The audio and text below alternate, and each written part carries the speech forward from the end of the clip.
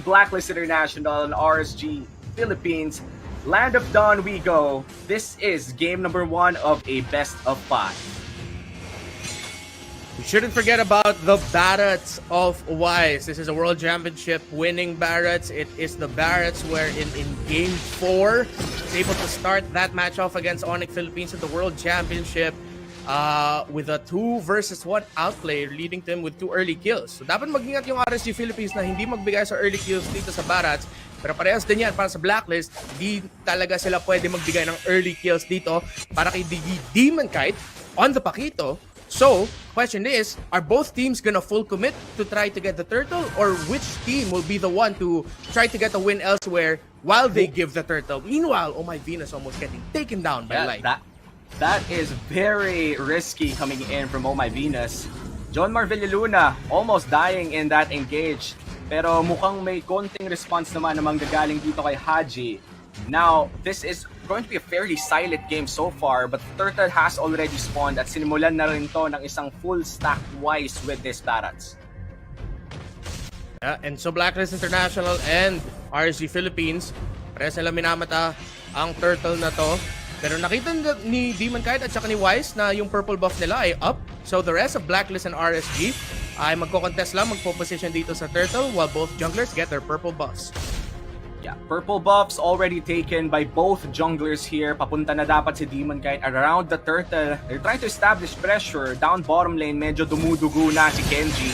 And I feel like we should be going there maya-maya. Habang dito sa mid lane ay magkakaroon ng maliit na engage. Turtle started by Wise, already 3/4 HP. Nabibigyan na ng vision ni Light, and Light will be there to contest a little bit. This is a nice triangle offense coming in from RSG Philippines, but the turtle will be secured by Wise. Here comes Demon Kite, the damage is real. The Esmeralda trying to soak up more damage, but a better airstrike comes in, and they need to run away. The circling Eagle, Mr. and Mrs. Del Rosario for the first blood of Blacklist International. That is 1K gold lead going to hands of Blacklist because of the turtle and first blood.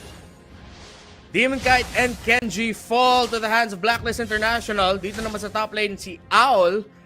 Medyo pinapahirapan si Iaknu, the Brody versus the Clint. And this is what I was talking about, Blacklist International, RSG Philippines. At yung dalawang junglers sa meta natin na you really wanted to get the turtle early on. Pero si Owl, delikado sa top. Oh, Iaknu almost falling down. Here comes Haji. Here comes the passive. He dodges it, but circling Eagle. The Queen says no. That's another kill for Blacklist International. Double kill pa nga para kay John Marvilliluna. And now Blacklist International is ahead by 4 kills. Ito yung dream early game start na gusto ng Blacklist International. Demon Kite, luckily, was able to get the last hit on the Scaled Lizard. So, di pa siya ganoon ka behind kumpara kay Wise, but that is 1 level ahead. Wise did get the turtle earlier. 4 kills already for Blacklist. Dapat mag-ingat dito ang RSG Philippines. They need to make a play para makukuha sila ng control at momentum dito sa laban. 36 seconds bago mag-spawn yung turtle. Now for RSG Philippines, again the question is, are they gonna contest this turtle? It is still a 3K gold lead for Blacklist. This early on in the game, hindi pa gano'n ka bigat yung difference na yon. But they have to consider that kasi kung Blacklist, kung sila magkukuha ng turtle, may chance yung RSG Philippines to get resources elsewhere. Yeah, so Matilda just scouting it out a little bit, burning the circling Eagle as well. Parang medyo nagalit ata kay Light. And now they are all rotating towards Mr. Manao's lane. Iaknu already losing out the first tier turret on the gold lane. Now, Blacklist International, may pressure sila around this turtle area because of that rotation. Beautiful play from Blacklist. Mukhang i-contest dito ng RSG Philippines. Yung turtle, Demon Kite will try to go for the red tree.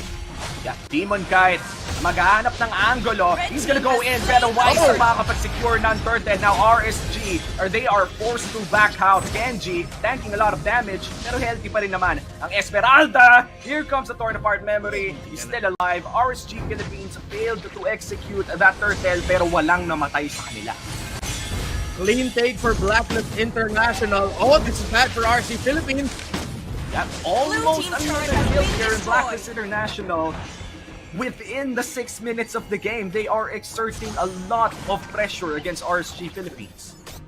And you really have to praise John Marvilliluna, Oh My Venus, for giving Light a hard time to reposition. Yung lahat nakikita natin with Oh My Venus maximizing the blooms, trying to find where Light is, trying to force him to go back.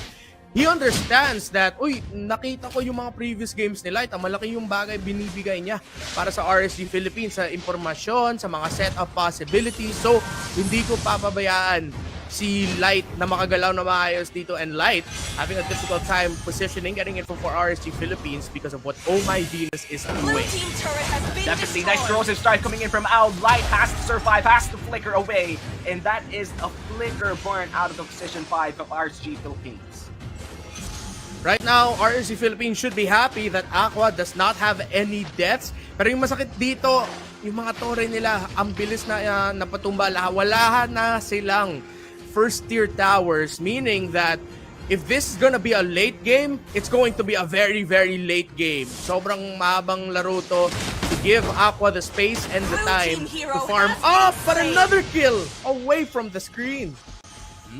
An off-cam kill na manggagaling sa Blacklist International. RC Philippines yet to find blood in this 7-minute game. Nahihirapan sila makahanap ng kill, but Dominic on the back line out, taking a lot of damage coming in from that Sicilian.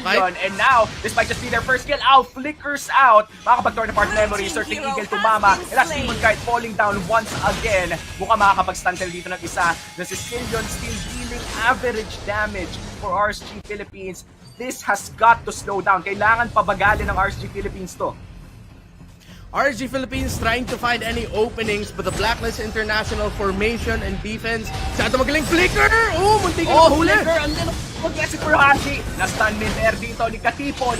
Light is looking for a play, and Dominic will protect Haji. Isa sa mga malaking bagay kung bakit hindi nakakuha ng kill yung RSG Philippines doon sa skirmish kung saan nahuli si Demon Kite, si Wise ay nasa may orange buff ng RSG kung saan nandun din si Kenji. Kung makadaan doon si Kenji, there could have been a chance RSG Philippines took that fight, but since Wise was blocking the way, well, we saw what happened, Demon Kite going down. RSG Philippines trying to slow down the pace, but then at the same time, yung Blacklist International, hindi nila pinapayagan yung RSG Philippines na bagalan yung laro. Ang bilis pa rin ng tempo dito ng Blacklist. They're still trying to find openings elsewhere. A lot of pressure across the lanes. They know for a fact that they have to keep this up. At hindi dapat sila magbigay ng opening para sa RSG Philippines at all, because the capability or the chance of RSG Philippines lineup to punish into the mid-game, late game, pag si Aqua at si Aknu may mga items na nakahabol na sa gold, it's a good possibility. And RSG Philippines, no, they're trying their best to defend this.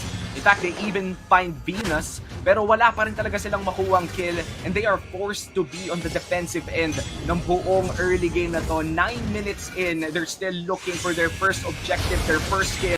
Feathered airstrike na cancel dito. Nice sanguine cross na mumula kay Aqua, pero Torre muna ang sabi ng Blacklist International, and they get another turret. RSG Philippines still struggling in this early game. The Farsa with the hot start right now, giving so much problems for RSG Philippines. Isa sa mga rason kung bakit nahirapan sila ngayon makahanap ng putas sa depensa ng Blacklist.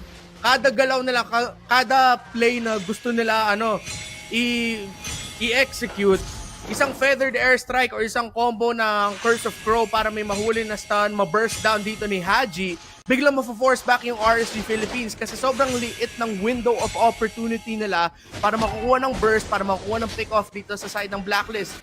Dominic, baka mahuli dito ng Demon Kite.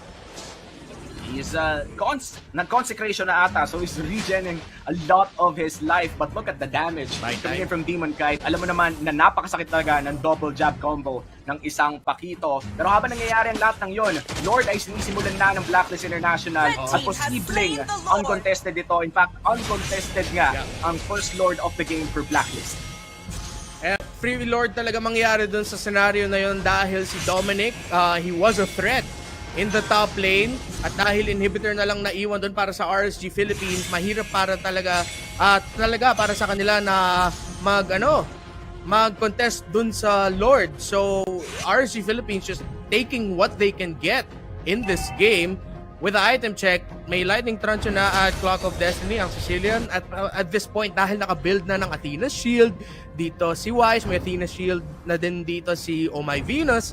The Sicilian will still need a lot more time. Sobrang taas pa ng lead at ng gold gap between Blacklist and RSG Philippines. Yeah, and speaking of gold gap, no, isang full item ang lamang ng Farsa against the Sicilian, building that holy crystal as well. Here comes the feather airstrike. Wala pa namang mahanap, pero mukhang pang zone out lang for this Lord push. Dominic standing a lot of damage. Kailangan niya pumwesto ng konti para makapag-regen. And they took what they can. And umalis na lang sila. This is a very disciplined play coming in from Blacklist International. Hindi na sila nag-stay doon. Thunderbelt now picked up here for Wise, and mahirap ang comeback scenario dito ng RSG Philippines. Though again, sinabi ko yung lineup nila, they have a good chance of being able to clear waves, but this is a battle of snowballs at Blacklist International got to snowball way faster kumpara sa RSG Philippines. Yeah. 12 minutes in, here comes the circling eagle, lands on 2. Si Light ay buhay na buhay pa rin. Kailangan nilang umalis sa bandang tore na to dahil medyo masakit.